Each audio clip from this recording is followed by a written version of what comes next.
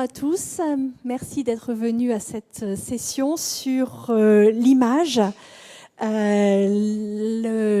allons devoir discuter d'un élément d'information très particulier, puisque les images sont tout autour de nous, elles ont une importance très marquée dans la communication et l'information. Donc la question, c'est de savoir si on peut et comment on peut informer par l'image, image de presse, mais aussi image artistique et image documentaire. Alors nous accueillons 3 intervenants. Amar Al-Dralbo, j'espère que je prononce assez bien, qui est français et syrien, et journaliste et photographe. Alors j'insiste sur le « et » apparemment, parce que c'est une chose à laquelle vous tenez.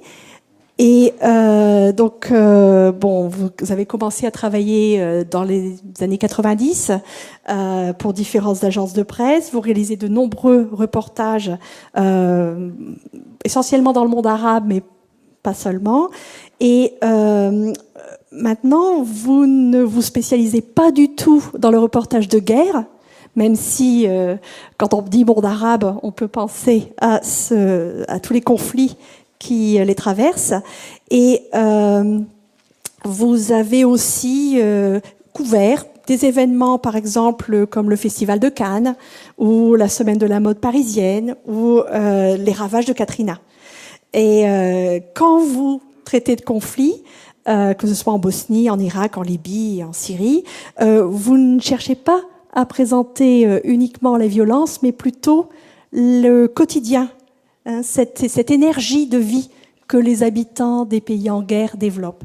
Alors, j'ai vu également que vous aviez fait un travail sur la nudité de la femme dans le monde arabe, et c'est un travail qui a été justement reçu de façon, plus ou moins violente. Apparemment, certains organismes de presse ont refusé de le couvrir, donc vous pourrez nous en parler. Et puis, en décembre 2016, vous publiez un livre qui s'appelle Alep, A-L-E-P, et qui présente justement des photos de la ville syrienne que vous connaissez. Alors, peut-être première question, et puis après on passera aux autres intervenants. Comment reliez-vous ces différents volets ? Les images de guerre, les images de leaders politiques, des célébrités, des femmes nues, et comment ces différents volets informent sur le monde et les sociétés contemporaines, comment ces images informent sur le monde qui est le nôtre, et surtout quand vous tournez le dos à l'actualité avec un sujet aussi intemporel que le don de la vie. C'est effectivement, on est au cœur de la problématique qui est posée aujourd'hui, c'est-à-dire ces différents aspects de l'image d'actualité, l'image artistique, l'image documentaire. Pour moi, je suis toujours le même, je suis le témoin. Je suis le témoin, je vois des choses, je raconte des choses, je les présente. Je ne me vois pas faire tout le temps des choses extrêmement graves. Je dis souvent que quand on se réveille de bon matin, on peut avoir une information triste au matin, mais après aller au travail et rigoler avec des amis, et puis ensuite avoir écouté une chanson, être un peu nostalgique, etc., etc. On est multiforme, on n'est pas d'un bloc. Donc mes amis qui font que la guerre toute l'année, j'aime pas être à leur place. Souvent, certains finissent assez mal. Enfin, je veux dire, il y a des choses qu'on appelle comme le PTSD. Vous en avez sans doute entendu parler, ça, le syndrome post-traumatique d'avoir fait trop de guerre tout le temps. Donc, c'est des gens qui sont ensuite, c'est une maladie, ils sont hospitalisés, ils sont suivis, etc. Donc, moi, j'ai toujours trouvé que des choses, oui, plus légères, comme le Festival de Cannes, comme la mode, comme le nu. Même s'il engendre parfois des réactions graves et méchantes, mais ça reste la vie, c'est l'intérêt de ce métier que je fais dans toutes ses formes. Je ne sais pas si ça répond à votre question. Oui, mais de toute façon, on va développer. Alors, Sandra Mel, vous nous venez du sud de la France. Vous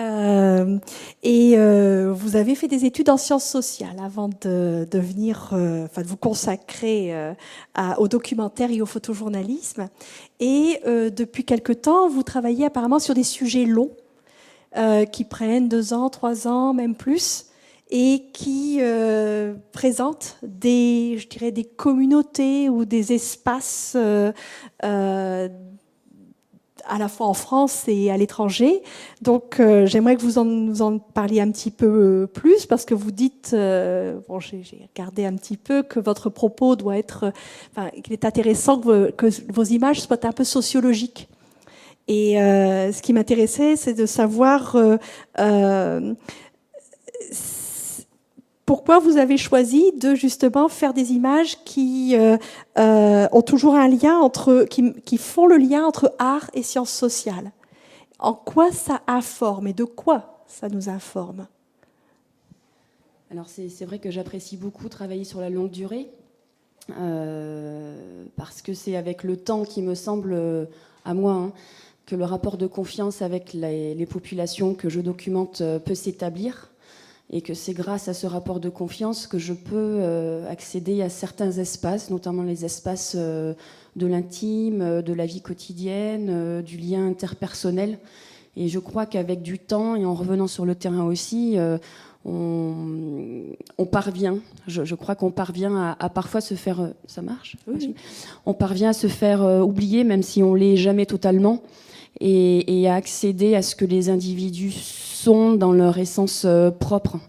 Et puis je crois que c'est aussi une façon de signifier aux gens qu'on s'intéresse véritablement à eux, à ce qu'ils sont dans leur quotidien, et pas seulement dans des états exceptionnels, dans des moments de crise ou dans des moments tout à fait très très durs, mais parfois trop ponctuels, et qui ne reflètent pas toujours ce qu'ils sont de façon fondamentale, c'est-à-dire de façon quotidienne.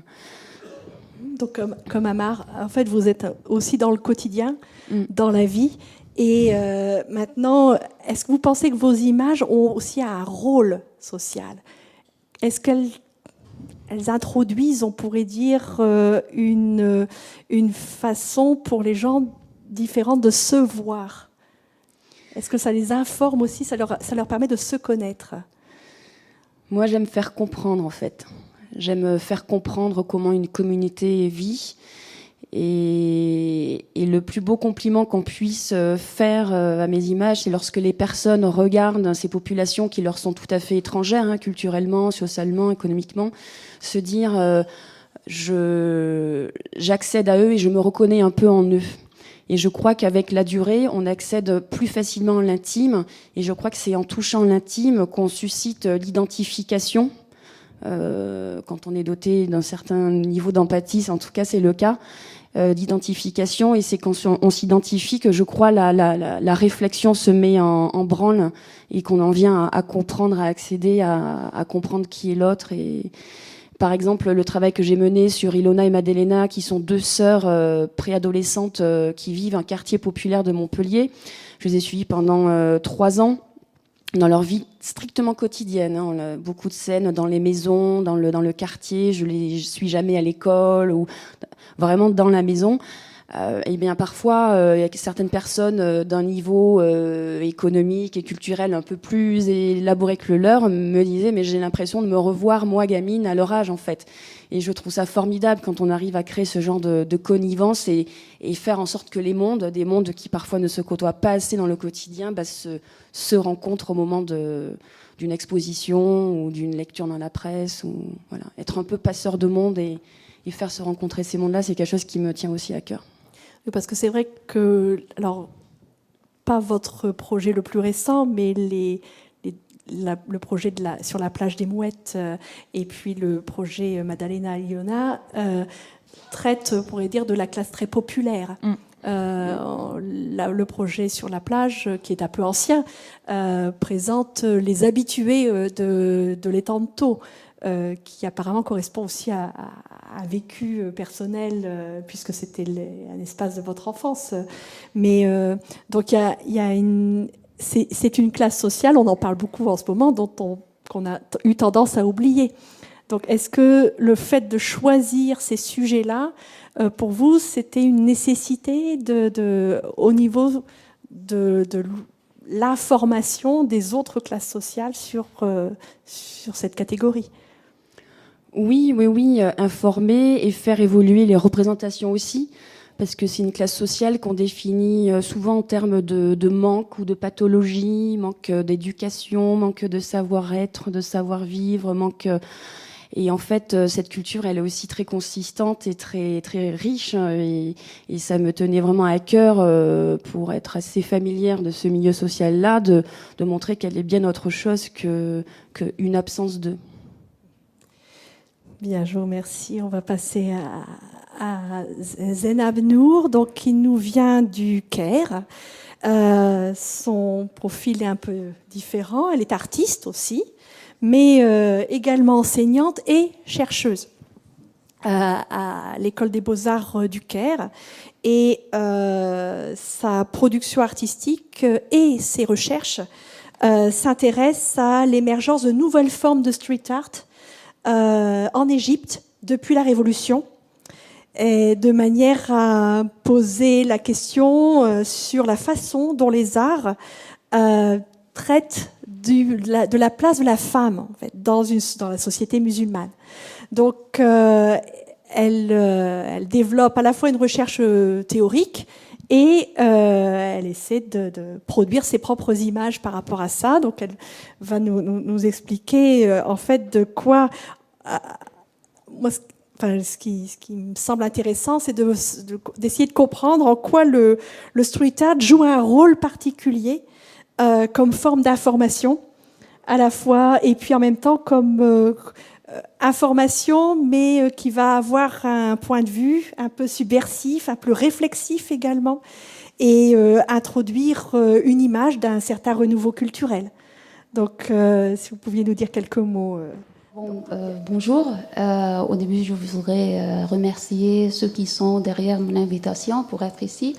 Je suis très reconnaissante, ravie, et je trouve que c'est une initiative très importante, hyper importante face aux défis de nos jours. Donc voilà.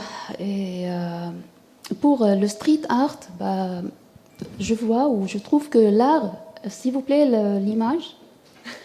Je trouve que l'art n'a pas nécessairement le but d'informer les autres. Mais le street art, c'est le type d'art qui a pour but d'informer les autres. Et je m'intéresse beaucoup au type d'art qui a la nature, activiste ou artiviste, c'est-à-dire c'est de l'art, mais qui a de l'engagement social aussi. Donc ça a commencé en Égypte depuis la Révolution en 2011. Et l'image après, s'il vous plaît. Avec le temps, ça a peu développé, et il y avait des street art de nature féministe, c'est-à-dire qui essayent de communiquer avec les gens dans la rue, les gens ordinaires de tous les jours, pour parler de l'image de la femme et élever la valeur de la femme aux yeux des gens ou de tous les jours. L'image après, s'il vous plaît. Je précise juste pour l'image qu'on vient de voir avec un soutien-gorge bleu, c'est que c'est un relais parfait entre les mondes dont on parle, puisque ça fait référence à une photo de presse au départ, dans laquelle une femme est battue par la police sévèrement. Et à un moment, son pull se relève, et on voit son soutien-gorge bleu qui est devenu un peu un symbole qu'on voit dans ce graffiti. Voilà. Donc, mais ce type d'art ne s'est répandu en Égypte que durant l'année où les frères musulmans ont été au pouvoir. Donc, durant cette année et après ça, jusqu'à présent, ça existe. Le féministe street art est devenu un moyen de puissance et de résistance contre ce qu'on appelle le fondamentalisme de l'islam radical. Il y avait beaucoup des femmes artistes graffeuses qui ont essayé de communiquer avec le peuple et pour convaincre ou plutôt pour réveiller leur conscience juridique et culturelle. Et plusieurs astuces ont été utilisées durant ces manifestations-là, parmi lesquelles, par exemple, dans ces photos, les artistes ont utilisé les photos des stars féminines égyptiennes qui ont été vraiment aimées et respectées par le peuple égyptien et arabe en général, pour dire simplement que l'art n'est pas un tabou et qu'une femme peut être glorieuse et forte comme un homme. Et alors ça, c'est pour fortifier la femme elle-même. Donc l'image après, s'il vous plaît. Ici, par exemple, il y a le graffiti de Mira Shehada qui est reconnu par une série de graffitis où la même fille représentante ici, elle a une bombe de peinture en arrière-sol pour noyer les figurines qui viennent vers elle. Et le message est écrit non au harcèlement sexuel. Ici, ce que je veux montrer, c'est que les habits de la fille, on peut dire que ce sont des habits décentes, c'est-à-dire acceptables. Et je crois que l'artiste a choisi ce type de costume simplement pour rendre son travail acceptable et durable. Et cette fille, les costumes de cette fille, c'est très proche de la fille réaliste en Égypte. Alors, ce qui rend le travail fiable pour le gens ordinaire de tous les jours. L'image suivante, s'il vous plaît. Donc ici, c'est un autre type, mais défier la loi non écrite du graffiti en Égypte, ça veut dire une destruction instantanée du travail. Non pas par les autorités qui l'ignorent simplement, mais ici c'est la censorship, c'est par les gens eux-mêmes sur la rue, surtout les hommes, qui refusent ce type de représentation des femmes. La suivante, s'il vous plaît. Ici aussi, c'est un graffiti où c'est écrit « ne me classe pas », c'est-à-dire « ne me mets pas sous une certaine classification ». Et ça, j'explique. Bon, il y a une sorte de discrimination négative entre la fille qui met le voile et la fille qui ne le met pas, comme si celle qui le met est une fille décente, tandis que celle qui ne le met pas est une fille infâme, peut-être. Donc, et au niveau du communauté bourgeoise, la femme qui met le burqa, elle est souvent considérée comme une extrémiste, ce qui n'est pas vrai du tout, bien sûr. Donc, ce graffiti appelle justement à mettre fin à ce genre de préjugés contre les femmes sur la base de leur costume et leur apparence. Le suivant, s'il vous plaît. Bon, comme vous avez vu durant les images précédentes, que le graffiti et le street art en Égypte a vraiment pu toucher les problèmes de la femme égyptienne et orientale en général.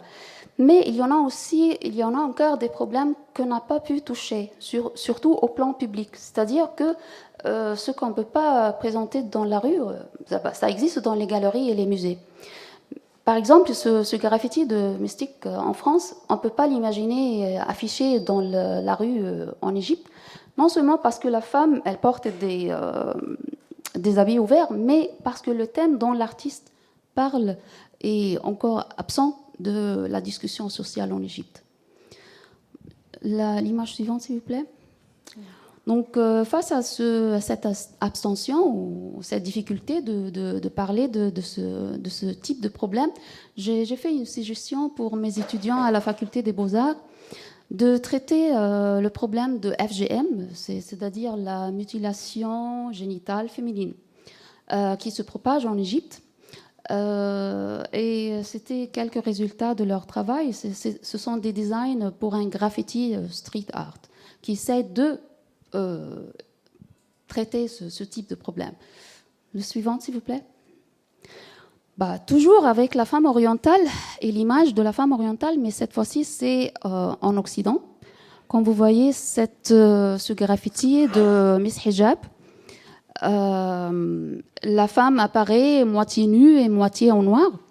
Donc, cette image peut signifier simplement pour la communauté musulmane ou les musulmanes que c'est une représentation moqueuse de la femme musulmane qui est peut-être hypocrite, jouant à moitié chaste, à moitié prostituée. Donc ça, c'est pas ce que l'artiste voulait dire en fait, mais c'est ce qui peut être compris par les musulmanes. L'image suivante, s'il vous plaît. Donc, les orientales ou les femmes orientales, on a parfois le sentiment, depuis l'orientalisme, qu'on n'est pas vu dans les yeux des artistes et des photographes occidentaux que en contexte de questions sexuelles et exotiques en relation avec nos apparences. La suivante, s'il vous plaît. La femme orientale est souvent, elle apparaît souvent dans l'art des occidentaux, soit nue, avec des soupçons de désir sexuel refoulé, ou totalement couverte avec des signes de violence qui lui ont été faits. Tandis que les problèmes de tous les jours et les défis de tous les jours auxquels la femme orientale est confrontée, c'est très rare qu'on les voit dans les travaux des Occidentaux, comme par exemple le graffiti. Ceci, c'est un graffiti égyptien d'une artiste, femme, Hana El-Dram, qui présente les femmes qui portent les bombes de gaz sur leur tête tous les jours pour faire arriver le gaz à la maison. Ça, c'est très lourd. Donc, l'image suivante, s'il vous plaît. Et pour être un peu objective, bien sûr, il y en a des artistes et des photographes occidentaux qui ont essayé de présenter la femme orientale d'une manière, on peut dire, complexe. Mais je crois que les photos les plus soutenues par les médias et par la propagande, c'est toujours, ou presque toujours, les photos exagérées. La suivante, s'il vous plaît. Jusqu'à récemment, j'avais l'opinion que un ou une artiste d'origine orientale qui vit en Occident peut exprimer l'image de la femme orientale d'une manière plus objective, disons. Mais après l'observation de quelques expériences, je trouve que cette opinion est fausse. Donc, aucune règle ici ne peut être appliquée, c'est-à-dire que chaque artiste, il présente sa propre expérience, sa propre point de vue, et il voit toujours ce qu'il présente vrai et créatif. La suivante, s'il vous plaît. Donc, je respecte toutes les expériences des artistes, bien sûr, et quelles que soient les images qu'ils présentent, contraires à ce que je pense, mais je les respecte, même si l'exagération de ces travaux-là sont parce que c'est mieux pour parvenir leur idée, ou ça leur rend plus célèbres. Dans tous les cas, je respecte ce qu'ils font. Mais à la fin, ce que je veux dire, est-ce que l'image de la femme orientale en Occident, est-ce qu'elle est réelle? Est-ce qu'elle reflète vraiment les défis de tous les jours? Est-ce qu'elle nous informe sur une réalité? Bon, maintenant, ça se discute. Donc, cette présentation était un petit peu formelle, mais c'est vrai que c'est un sujet qui n'est pas forcément connu ici. Donc, c'était intéressant que Zainab nous fasse une sorte de petit résumé. Mais si on revient à la discussion, peut-être que maintenant qu'on a vu quelques images, je ne sais pas si vous vouliez montrer aussi quelques images de vos productions pour justement comparer et puis en discuter. J'en ai quelques-unes. Alors, on peut pas vraiment comparer parce que le graffiti, c'est un art en soi. Ce qui est intéressant, et on va regarder ensemble les images qui vont passer. Voilà, ce qui est intéressant, c'est que quasiment toutes les photos que je vais vous montrer ont été faites dans le cadre de reportages de presse. Ce sont des photos faites pour finir dans un journal ou dans un magazine et qui sont faites pour informer. la plupart de celles qu'on va voir aujourd'hui ont fini plutôt dans des galeries ou sur les murs, vendus en tirage, etc. Donc devenus, entre guillemets, des objets d'art, alors qu'il n'y avait pas au départ l'intention d'exprimer comme c'est l'art. Voilà, donc là, le personnage qu'on voit au centre, tout en haut, avec une chemise bleue, c'est le président du Yémen, Ali Abdallah Saleh, qui a été tué il y a 2 ans maintenant. Et ce qui est intéressant dans cette image, donc je vous dis au départ, c'est une image de presse, mais c'est le dispositif, on va dire. C'est-à-dire qu'une image de presse pure cadrerait juste Ali Abdallah Saleh et les gens autour de lui. Moi, j'ai préféré montrer à la fois cette tribune où il y avait une centaine de photos de lui, il était reproduit à l'infini, et puis ces 4 gardes très armés, avec des casques lourds, etc., qui sont prêts à le défendre. Donc ça exprime aussi un peu la distance entre les dirigeants et le peuple, y compris un meeting électoral comme ici. Celle d'après, s'il vous plaît. Là, c'est un portrait de l'ancien Premier ministre du Pakistan, Benazir Bhutto. Donc pareil, c'était un portrait de presse qui n'a pas été utilisé jusqu'à sa mort. Il a été tué en 2008. Et au moment où il a été tué, ce portrait a beaucoup circulé. Parce que certains y voyaient une image un peu de Madone qui regarde vers le ciel, avec des inscriptions coraniques à droite et à gauche. Et au départ, c'était vraiment pas l'objet. Il fallait que je trouve 10 minutes pour faire un portrait d'elle très vite. Et c'était dans la maison d'un de ses amis, où il y avait cette salle un peu sombre avec du Coran au mur. Et je me suis dit, c'est parfait. Voilà, c'est arrivé comme ça. Si on peut passer à la photo d'après. Voilà, ça c'est en Libye, à Tripoli, en 2011. C'est l'un des premiers rassemblements après la chute de Kadhafi. Donc la ville a été reprise et il y a cette fête un peu des couleurs où on brandit les nouvelles couleurs de la Libye et où il y a un grand rassemblement d'hommes et de femmes contents de leur liberté. Et à un moment, je vois ce jeune homme qui monte avec un drapeau pour le mettre en haut d'un pylône. Et j'ai fait cette photo au départ en sachant pas trop... Enfin, je l'aimais bien, mais c'est ensuite en la montrant donc elle a fini dans des expositions, dans des galeries, dans des musées, parce que beaucoup de gens voyaient... parce que les photos, après, sont interprétées, un peu comme les graffitis. Il y a du symbolisme. Et beaucoup de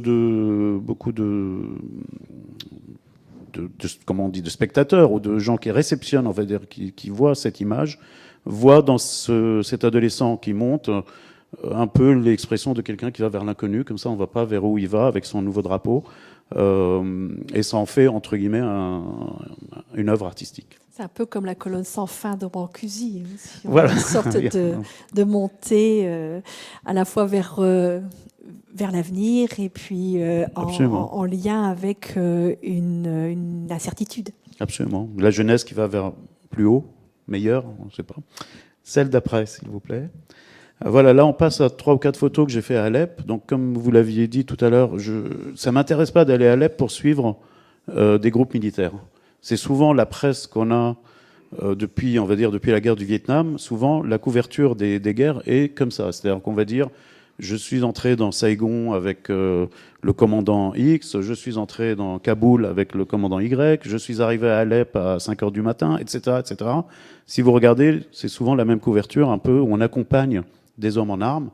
Et moi, ce qui m'a intéressé, c'était d'aller plutôt à Alep, voir des gens qui seraient comme vous et moi, un peu embarqués, un peu projetés comme ça dans un quotidien de guerre. Et comment vont-ils vivre avec ça? Comment est-ce qu'ils vont faire? Ils n'ont pas forcément choisi cette situation. Ils doivent gérer le quotidien, ils doivent gérer...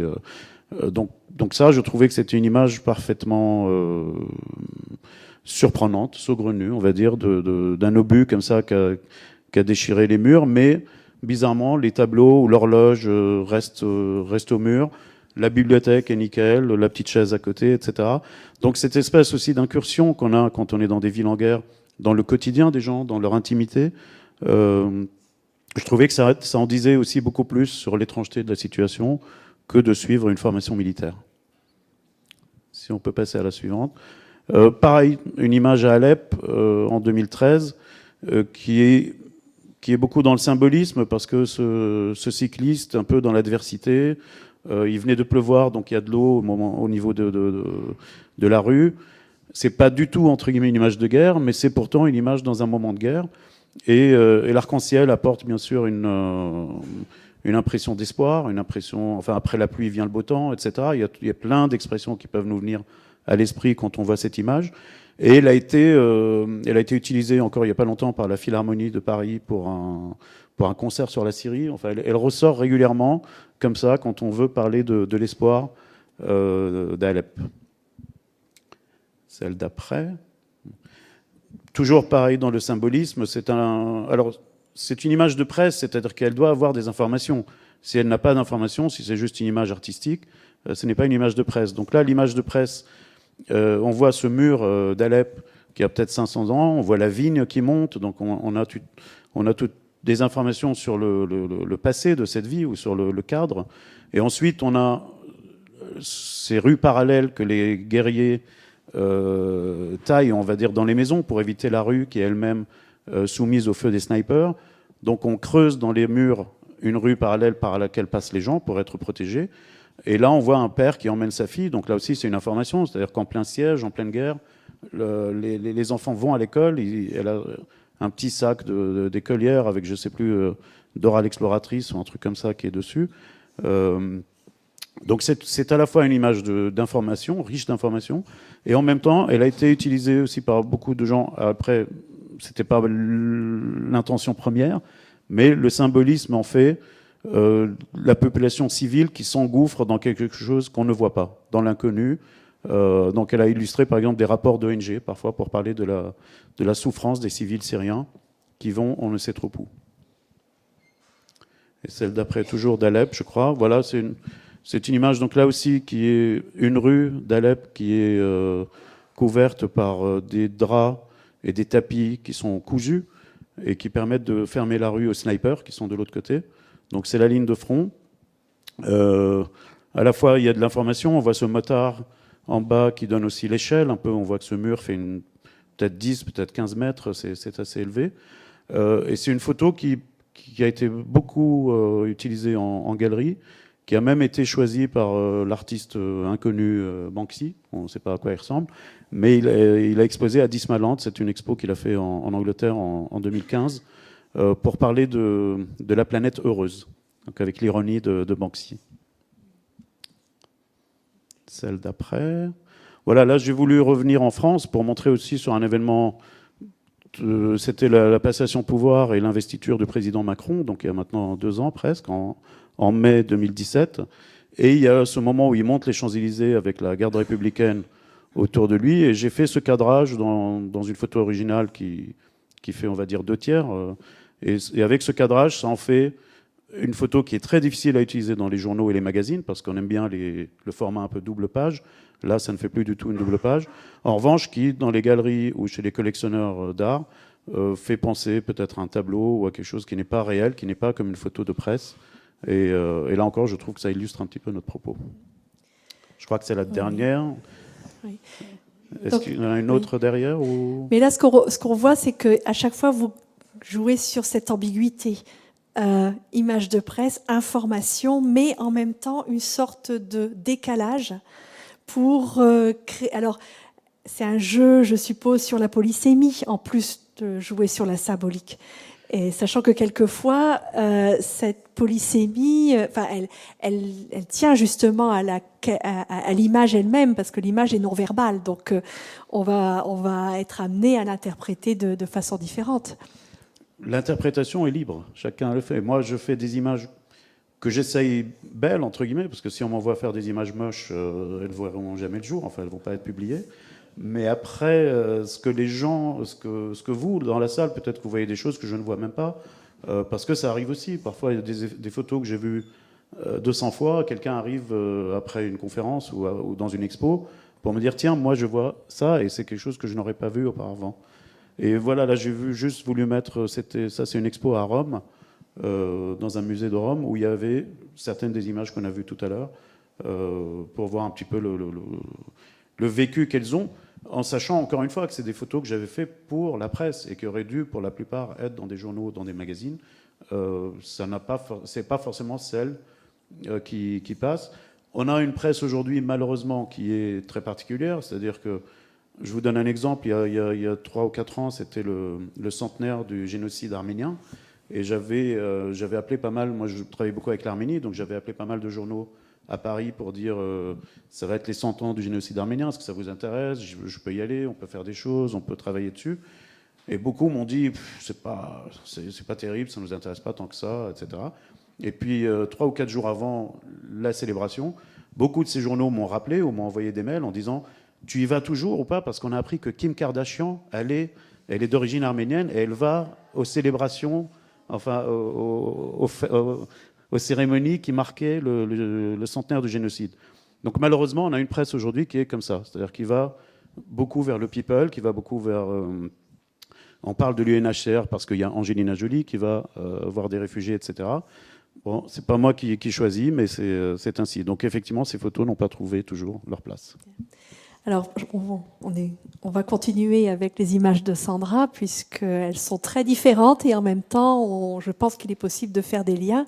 Donc, il y a quelques images qui peuvent également être projetées. Je ne sais pas si on va les voir. On peut montrer quelques images donc, de mon travail sur les 2 sœurs Ilona et Madelena. Et ensuite, je propose que quelques images du projet, voilà, qui est actuellement exposé à la médiathèque d'Orléans soient montrées aussi, pour vous inviter à aller voir cette exposition.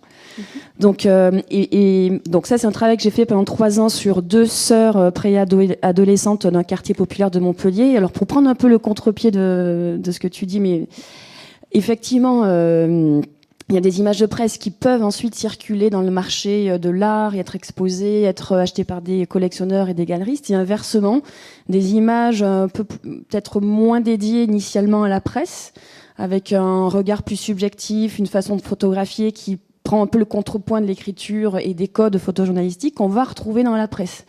Et par exemple, là, on est sur une écriture photo qui n'est pas vraiment adéquate à l'image de presse. Et ce travail a été publié dans pas mal de magazines. Mais alors, pas pour illustrer des articles, mais dans des rubriques portfolio. Un portfolio, c'est 4, 6, 8, 10, 12 pages dédiées à un travail photo. Donc dans des rubriques plus artistiques, effectivement, mais toujours dans des titres de presse. Donc c'est vrai que les images circulent d'un monde et d'un marché à l'autre, et dans les 2 sens.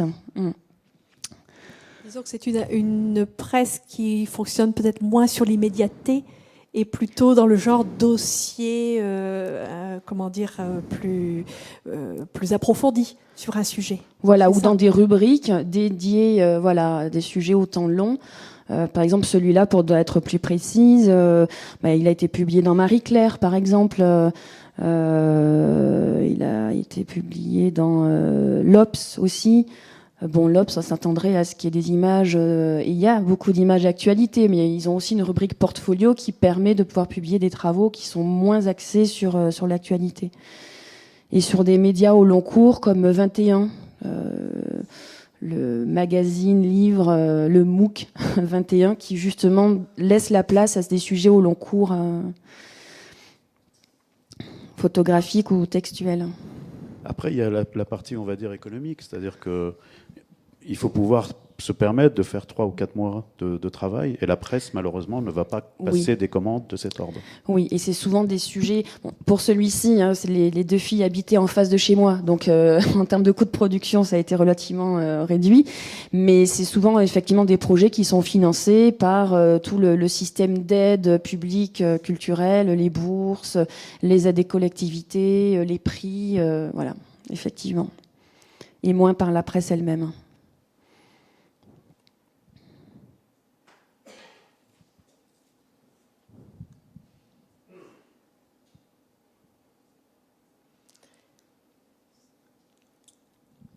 Alors là, on est sur un sujet qui est, intemporel, l'adolescence, en plus de la communauté gitane, mais c'est très humain comme image. Donc c'est cette ambiguïté entre l'image de presse qui est de l'ordre du particulier, voilà, du contexte, de quelque chose de très ponctuel, événementiel, à là quelque chose de qui traverse toutes les époques et toutes les images. Et maintenant qu'on a vu ces images, moi, une des questions qui me vient, puisque vous êtes justement entre deux, c'est est-ce que vous vous considérez comme des artistes engagés ?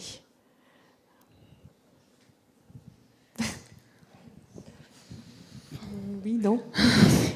C'est dur d'être rentré dans les catégories. Moi, comme je Mais disais tout à l'heure, je me considère vraiment comme témoin. Donc un témoin, oui, est engagé. Si vous êtes devant, je sais pas moi, un adulte qui bat un enfant, vous êtes forcément engagé. Vous n'êtes pas là à dire je prends pas parti, je fais juste les photos, le lecteur décidera, etc. Non, forcément, dans le cadrage, dans le choix du moment, dans plein de choses, il y a un engagement, oui, un parti pris. Après, la question, c'est qu'est-ce qui est de l'ordre de notre métier et qu'est-ce qui est de l'ordre de l'engagement ? Parce que dans l'engagement, il y a l'idée d'aller au-delà, de faire plus qu'une profession, en fait. La façon de se comporter avec les gens qu'on photographie, jusqu'où on va dans la relation, est-ce qu'on se limite à la relation photographique, est-ce qu'on développe autre chose que cela ? Comment on s'investit physiquement, financièrement sur les projets. Enfin, l'engagement, il est idéologique, mais aussi de façon très concrète dans la manière dont on investit un sujet. Oui, engagé, oui. Après, c'est sur artiste que j'avais quelques doutes. Alors, la forme, elle peut être parfois artistique, mais le fond, il reste quand même journalistique et documentaire. Parce que tout à l'heure, Zénab a parlé d'artivisme. Donc, cette contraction entre art et activisme qui correspond peut-être plus au street art qu'aux images qu'on a vues après. Oui, mais ça se trouve aussi dans les images et l'art de la photographie. Moi, je dis l'art de la photographie parce que principalement, c'est de l'art. Donc, pour votre question, si nous sommes engagés ou non, je crois que nous devons être engagés. On fait part de la vie de tous les jours et bien sûr, on doit être engagé d'une façon ou d'une autre. Par exemple, pour moi, je dois l'être comme artiste et aussi je dois l'être comme enseignante. C'est-à-dire que je dois encourager les étudiants à être engagés. Voilà.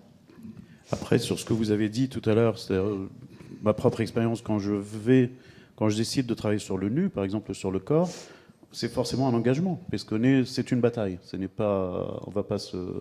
On n'est pas au Danemark, on n'est pas en Allemagne où il y a la culture du corps libre. C'est pas le cas. On est dans des pays où le corps est un enjeu.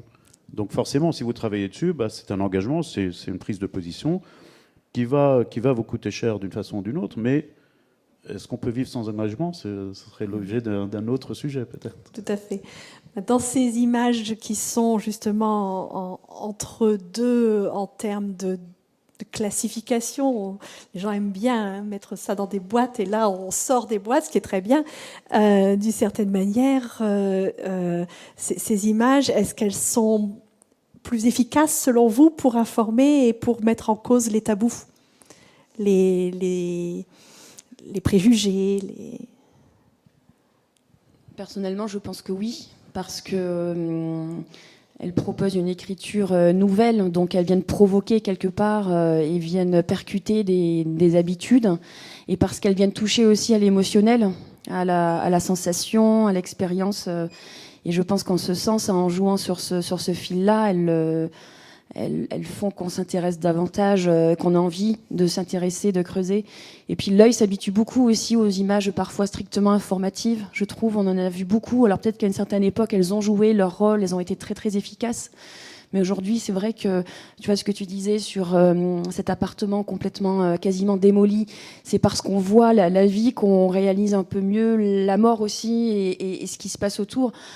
L'œil s'habitue beaucoup à ces images de guerre aussi. On voit que de la mort, et finalement le risque, c'est de banaliser l'atroce en fait. Et je pense qu'il y a d'autres moyens de parler de ces sujets-là, et peut-être que le décalage, le regard artistique peut permettre cet autre regard sur des choses aussi, des sujets aussi importants.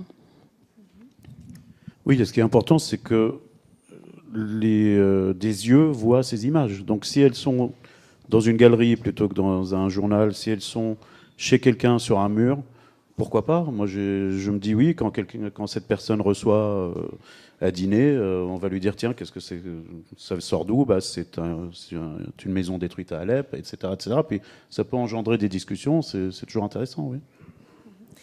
Bien. Bon, moi, je pensais m'arrêter un petit peu là et peut-être inviter la salle à réagir par rapport à ce que vous avez vu et entendu. Si vous avez des questions, peut-être, je sais qu'il y a un micro qui va pouvoir circuler et voilà, nos invités vont pouvoir y répondre.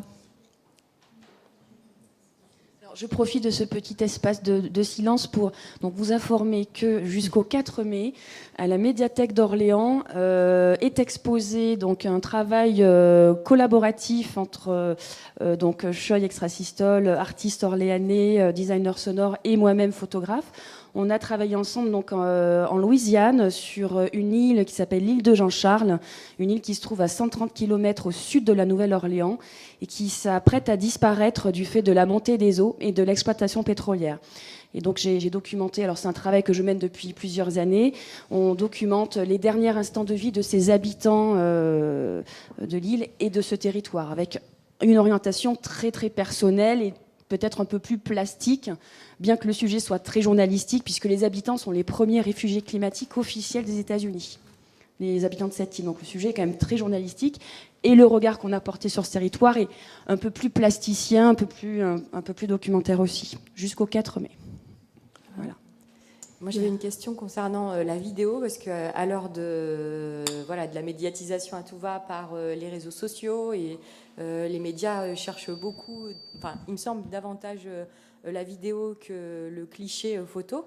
Est-ce que vous trouvez que vous pouvez informer de la même façon, ou vous sentez que vous devez vriller parfois et justement, au-delà de vos images fixes, on va dire, créer de la vie autrement que par un cliché standard? Alors, les médias sont demandeurs de nouvelles formes, on va dire, d'écriture visuelle. Donc, effectivement, il y a la vidéo, mais il y a aussi les time-lapse, il y a il y a les stories, il y a plein de choses qui apparaissent. Maintenant, moi, je vais défendre ma profession. La photo, c'est quand même quelque chose d'extraordinaire. C'est-à-dire qu'une photo, effectivement, si vous avez une photo sur un mur, vous pouvez passer 10 fois par jour devant, et à chaque fois vous allez peut-être voir d'autres choses, vous allez regarder d'autres détails, des gens vont s'arrêter devant, on va pouvoir parler. J'ai été dans des classes, on parle d'une photo avec des enfants pendant 1 heure, pendant 2 heures, c'est impressionnant. On n'a pas la même chose avec une vidéo. Une vidéo, c'est vraiment quelque chose qui passe, c'est éphémère, c'est particulier, ça a d'autres fonctions, ça a d'autres informations, mais je ne les mets pas ni en concurrence, c'est complémentaire, c'est différent, mais c'est pas forcément mon métier. On m'en demande de plus en plus. Il faut parfois apprendre à faire du drone ou des choses comme ça pour offrir d'autres points de vue que le simple appareil photo. Mais la photo reste très importante. Et la preuve, c'est qu'on en consomme tous de plus en plus. Je veux dire, tout le temps, vous ouvrez Instagram, je ne sais pas combien de millions de photos sont téléchargées tous les jours sur Instagram. Alors bon, c'est très souvent des photos de café ou des pieds au bord d'une plage ou un truc comme ça, donc c'est pas passionnant, mais des gens ont des choses à raconter, ils le font par la photo. Est-ce que vous sentez justement qu'il y a un relais différent avec les réseaux sociaux sur vos images, justement avec Instagram, avec je sais pas, Twitter, Facebook et autres réseaux sociaux? Il y a des phénomènes nouveaux qui n'existaient pas forcément avant, c'est-à-dire les gens qui s'approprient une image pour l'utiliser sur Facebook, sur Twitter, etc. Parfois en vous créditant, parfois pas. Mais c'est vrai que c'est une nouvelle popularité, c'est une nouvelle façon de communiquer. Pourquoi pas? Et est-ce que le street art, c'est pas aussi une autre façon de communiquer, puisqu'il y a quelque chose qui est très populaire? Les jeunes s'y reconnaissent beaucoup dans le street art et on n'est pas du côté de la vidéo, on n'est pas du côté des réseaux sociaux, même si l'essentiel des productions sont mémorisées, on pourrait dire, sur Internet parce qu'elles disparaissent à vitesse grand V. Donc il y a quelque chose qui se fait en Égypte par rapport justement aux réseaux sociaux et au street art? Oui, en fait, le street art a plusieurs avantages. Il y a aussi des avantages, mais pour les avantages, la communication directe avec les gens, et les gens ordinaires, c'est-à-dire pas les élites, pas dans les musées et les galeries. Mais la photographie aussi peut faire ça, surtout dans les médias sociaux, et surtout que c'est accompagné par des mots, comme le graffiti. Le graffiti, il a un arme, c'est qu'il y en a des écritures qui vont directement au sens, ça ne peut pas être mal entendu. Donc les médias sociaux aussi ont ce privilège. Je sais bien sûr qu'il y en a beaucoup de problèmes pour les médias sociaux, mais je parle des avantages. Et pour la photo, je voudrais ajouter quelque chose, que la photo comme information ou pour informer, il y a deux fonctions essentielles pour la photo. C'est la fonction faire savoir et la fonction esthétique. Et pour l'artiste ou le photographe qui est plutôt artiste, pas journaliste, avec mon respect bien sûr pour les journalistes, il utilise parfois, cet artiste, les manipulations photographiques pour accentuer quelques esthétiques dans ses œuvres. Alors, on ne peut pas dire que c'est un manipulateur au terme moral du mot, mais c'est plutôt un créateur. Et là, c'est un autre outil pour faire l'information. Il utilise le réel pour ses propres fins. Et c'est contraire au journaliste qui doit toujours bouger dans les dimensions de la réalité. C'est vrai que c'est lui qui choisit le cadre, c'est lui qui choisit le temps, le moment exact, mais c'est toujours dans les dimensions réelles. Et ça, c'est pas... par exemple, moi, je préfère me présenter comme artiste et pas photographe parce que ça me libère. Voilà. Peut-être qu'il y a une Il y a autre aussi, question. je précise juste, il y a un nouveau phénomène aussi, c'est-à-dire que des photos, on va dire, propres, éthiquement, qui n'ont pas été manipulées, qui n'ont pas été retouchées, qui sont documentaires, qui sont journalistiques, sont aussi utilisées parfois dans un tout autre but ou dans un autre lieu, des photos qui viennent d'une autre guerre, d'un autre endroit, pour soutenir ce qu'on appelle les fake news, ou je crois qu'on dit infox maintenant. Donc pour soutenir une infox, on va balancer une photo qui n'a rien à voir avec l'événement, mais qui va lui donner une légitimité et une force parce qu'il y a une photo. Donc je vous invite tous à faire très attention quand vous partagez une info, surtout si elle a l'air un peu énorme, à vérifier avant, parce que vous seriez surpris parfois pour des photos qu'on nous dit avoir été faites hier ou avant-hier, on se rend compte qu'elles ont 10 ans ou 15 ans et qu'elles ne sont pas du tout, parfois dans une pièce de théâtre ou parfois dans une reproduction, enfin une mise en scène, et ce ne sont pas du tout des photos d'actualité. Oui, j'avais une question, et c'était exactement la question que j'allais vous poser là-dessus. Donc il faut vite que je retrouve une nouvelle, puisque j'ai le micro. Mais sur la même veine, ça m'a beaucoup surpris le fait que vous disiez que vous avez fait des photos dans un contexte de reportage pour la presse, et que finalement elles ont été plutôt utilisées comme des photos d'art. Je me posais la question de savoir jusqu'à quel point une photo ne peut pas être accompagnée, jusqu'à quel point une photo à elle seule peut dire des choses et qu'elle ne nécessite pas d'avoir du texte ou des paroles. Et j'ai une question aussi pour Sandra Mel. Vous n'avez pas commenté vos photos. Vous les avez laissées diffuser, alors que, par exemple, vous avez commenté vos photos. Vous voyez, donc, est-ce que les photos se suffisent à elles-mêmes ? Moi, je dirais tout dépend de leur finalité. Moi, c'est vrai que j'ai pas commenté les photos que j'ai montrées sur l'île de Jean-Charles parce que je trouve que c'est des photos qui sont moins informatives que sensorielles, en fait. Elles donnent à éprouver un sentiment, celui de la fin, celui de la décadence, qui renvoie à la fin de ce territoire, qui va disparaître d'ici 2 générations, d'ici 50 ans. Donc j'ai pas senti nécessaire de vraiment... et d'ailleurs, dans l'exposition, il n'y a pas de légende. Pour ne pas trop contextualiser, trop dater, trop figer le sens, en fait. Et en fait, elle me semble intéressante parce qu'elle véhicule en sensations, en sentiments, plus qu'en termes d'information. Et puis ce qu'elle comporte d'informatif, elle le porte en elle. Donc je me dis à quoi bon venir le rajouter par l'écrit. Voilà. Oui, moi forcément, je ne suis pas de cette école. Donc moi, je suis vraiment de l'école de la presse où la légende, comme on dit, la légende de la photo, c'est-à-dire l'explication en 2 ou 3 phrases, est indissociable, primordiale pour pouvoir contextualiser, montrer dans quel cadre cela a été fait, à quel moment, etc., etc. Une photo sans légende, effectivement, si c'est une photo, on va dire, sensorielle, si on la retrouve 50 ans après, on va pouvoir ressentir la même sensation ou pas. Je veux dire, c'est pas le contexte ou les informations ne sont pas très importantes. Alors qu'une photo de presse, si on la retrouve 50 ans après, c'est important de savoir qui est à droite, qui est à gauche, qui fait quoi, d'où sort cette maison détruite, etc., etc. Une autre question ?